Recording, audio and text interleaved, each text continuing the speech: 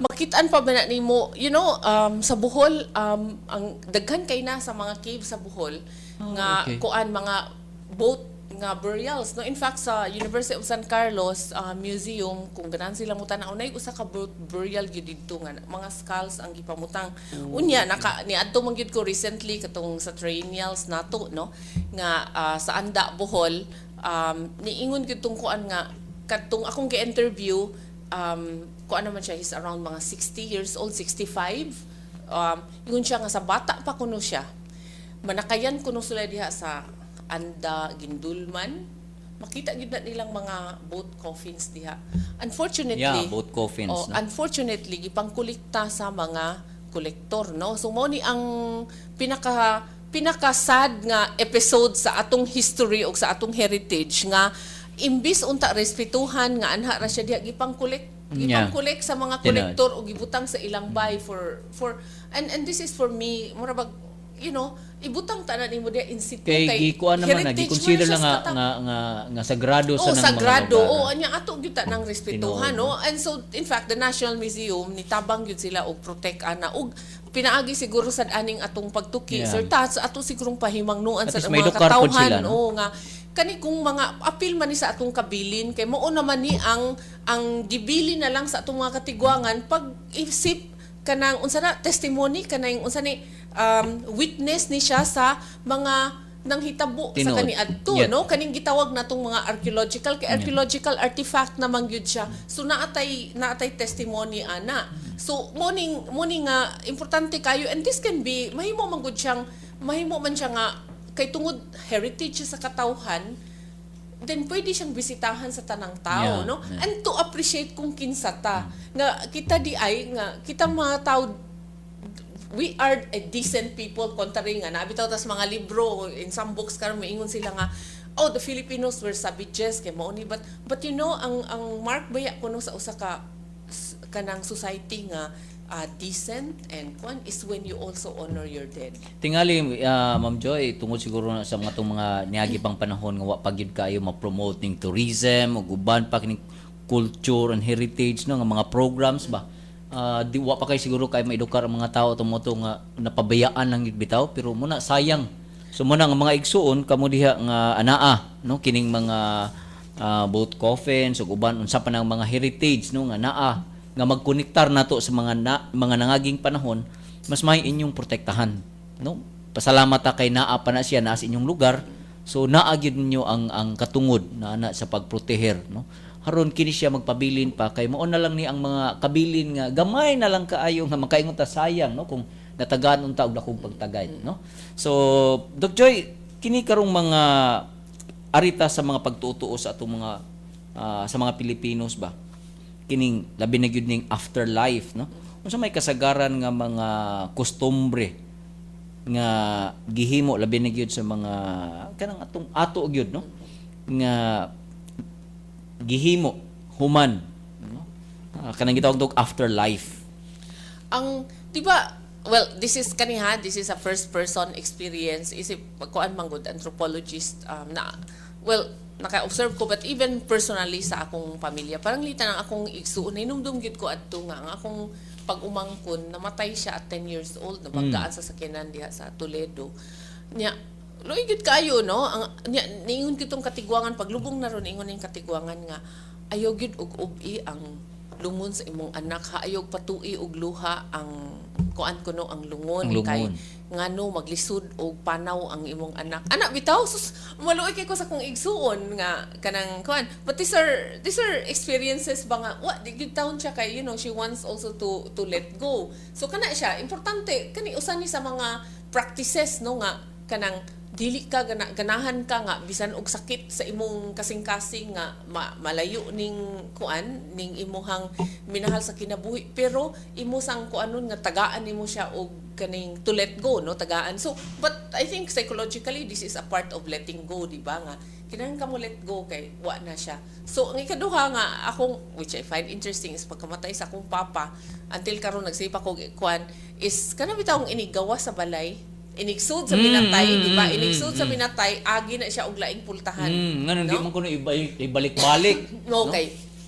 siya magbalik-balik kuno. So but agi og laing pultahan unya paglubong lain sad nga pultahan ang agian, di ba? So ang kuan ang unya ang mga tanang pamilya katong close family nga kanang members musuong until now di gyud ko kakuan, but I think ang kuan na nga yukbo na nimo nga kaning di ba na amo gutay kuan kanang manggong na may symbolic nga kanang musuong gani ka or ipaubos kay nimo imong pasabot ana nga mas taas ka nako, di ba? So mo bitaw nang muyuko gyud so, agig respeto so agi I think ang function na gyud ani is agig respeto nga mo ni ang katapusang respeto nga akong mahatag nimo. So dugang na lang nang mingon nga ala basig balik-balik o baka so napugani uban Ma'am Joy nga kanang dili ka pwedeng mo adtugla kay kana bang siguro buhatan na lang meaning siguro. No, I think ang kanimang good is maybe ang mga tao manggod they have to make sure kaning nalagi tay control mechanism as people no nga kinahanglan kita mo control nga wa lagi mamatay kay traumatic kaayo. So muna nga dili nimo pwede ikuan magbalik-balik ka kay magtakod-takod mga inana nga kuan. So nagi na that means highly ritualized kaayo ang atong kuan ang atong pag-arrange sa atong kinabuhi kung naa nay minatay. In the same way nga in fact og naay kaslon, di ba? Nasay ritual kaayo because these are kuan manggod nimo ni siya mga life kanang changing moments sa atong kinabuhi nga ni kuan kanang ni sud ka og lain nga hugna sa imong kinabuhi. Ang tawag anak mo age grading ba nga mo age mo kuan ka sa bata pa ka pwede ka ani pagkadako nimo kanina imuhang buhaton pagkaminyo nimo kani imong buhaton. So these are kuan man siya age grading, and this is a way to bring you to the next level sa imong kinabuhi, which is highly ritualized in small societies like sa atoa kani karon nga nagka-modern na kakita ka nga in fact these are some of the things ako na observan Sir Tats in a more very highly kaning kuan kanang society bitaw nga highly automated kuan na kaayo siya wa na nakalimtan na ang kaning ritualization sa imong kinabuhi. Murag ang atong kuan mentalidad western na inahinay nagpanood. Kuan I think wa man ko ikuan no. I think we're not saying negative ang western ways of life, but sometimes na kung kanang kuan na kay ka when you don't have a ritual for things nga life changing una, it's very difficult for you to move forward and for you to be connected kanang anchored kay ka ba nga kanang bitaw ng kuan nga for us kanang importante kaayo ang death, that we learn to accept death mo nang naatay pila ka adlaw nga kuan jud mourning unya pagkahuman naatay ritual because this is also hinay-hinay a way for us to learn to let go and to let this person really go on a journey Ma'am, ikaw well traveled man gyud ka nga tao no. Di lang ta mo adto kay layo din nila ta sa ASEAN no countries. Ma'am, kanang naabay mga lugar nga imong naadtuan og diin imong naobserbaran nga kanang intact gyapon ang ilahang mga kultura dito when it comes to kini no kining pagkuan sa patay no nga wa gyud nasagol nga kanang mag-im ka nga lahag na siya. Actually daghan pa man in Southeast Asia kaning atong gitawag nga indigenous communities no nga wa kaayo maabot sa westernization process. Naa pa gyud nagpabilin pa gyud ning ilang ritual. So in fact ang social control nila mas kuan pa mas arang-arang ba. So ang ilang social problems dili kay grabe kumpara sa tua. So but naa pa man even among sa dili lang ta mo anhi sa layo sa Cebu na lang ang atong mga kaigsuunang Badyaw naa pa gyud gihapon sila mga gi-honor pa gyud na nila. It's like kaban, di ba? Kanang ilang kaban nga kuan importante kay na nila.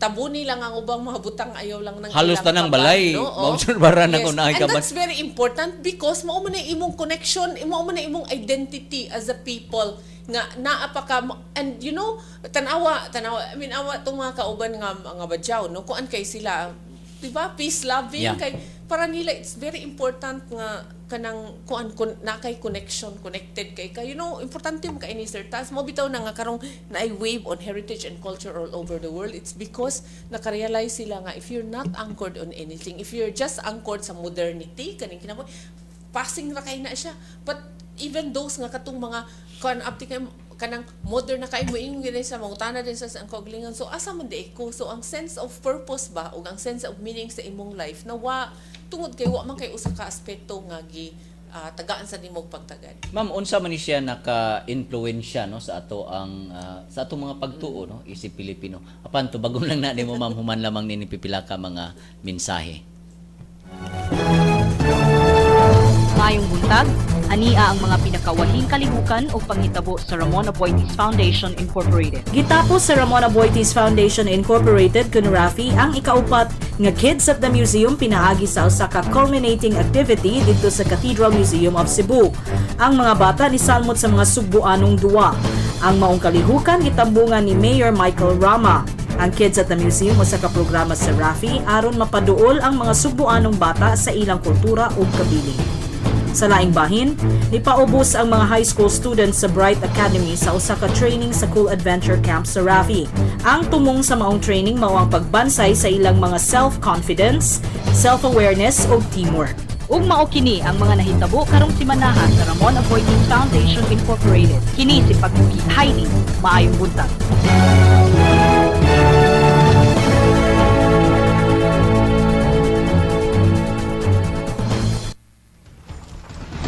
Kahibaw ket palingkuron nilang ilang patay sa gawa sa ilang panimalay sulod sa 8 ka adlaw. Sa katapusang adlaw sa haya, usa ka ritual nga gitawag og bangil ang himuon diin kantahon nilang sugilanon sa kinabuhi sa namatay. Ako si Pagtubig Chrissy, naghatod ng mga gagmayng kaalaw.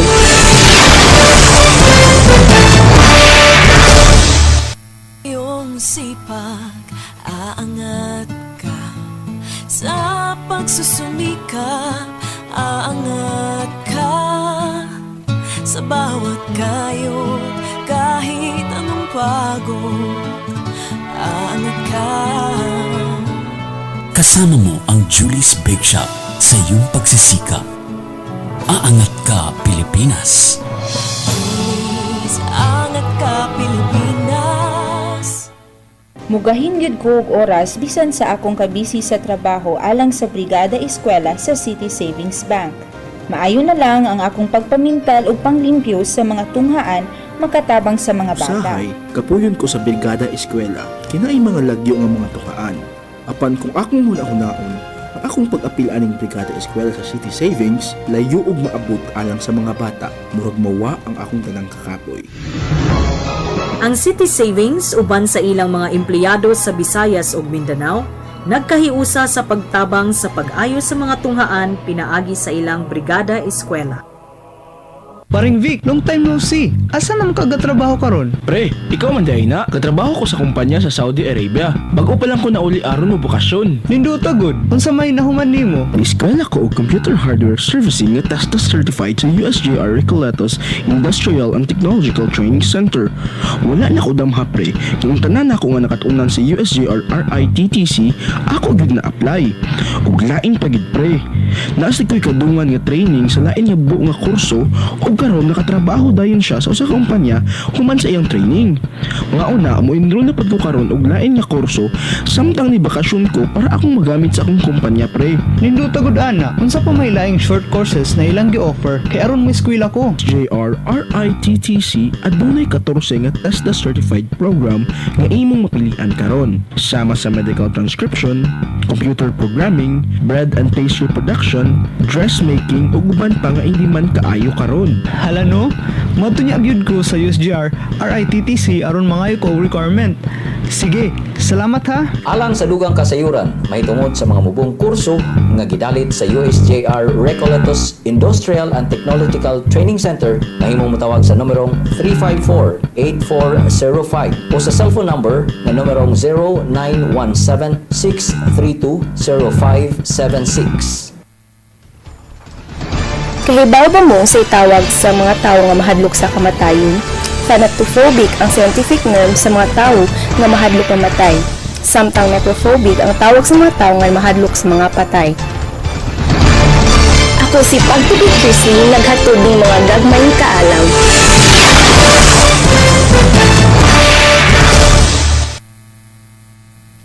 Nangita ba kamo og mokarga sa inyong mga dagkong kargamento paingon sa Visayas ug Mindanao? Ang Gothong Southern mao'y tubag sa inyong panginahanglan. Ang ilang biyahe gikan sa Cebu paingon sa Manila kay matag Miyerkules, Sabado ug Domingo, ug paingon sa Cagayan matag Lunes, Huwebes ug Sabado. Samtang paingon sa Tacloban kay matag Sabado. Ang ilang Manila to Cebu nga biyahe matag Martes, Huwebes ug Sabado. Samtang Manila to Tacloban matag Miyerkules ug Huwebes. Samtang Manila to Cagayan matag Martes, Huwebes ug Sabado. Alang sa dugang nga kasayuran mahimong mutawag sa Gotong Southern Cebu branch sa numerong 231-7100 ug sa Manila branch 527-6977.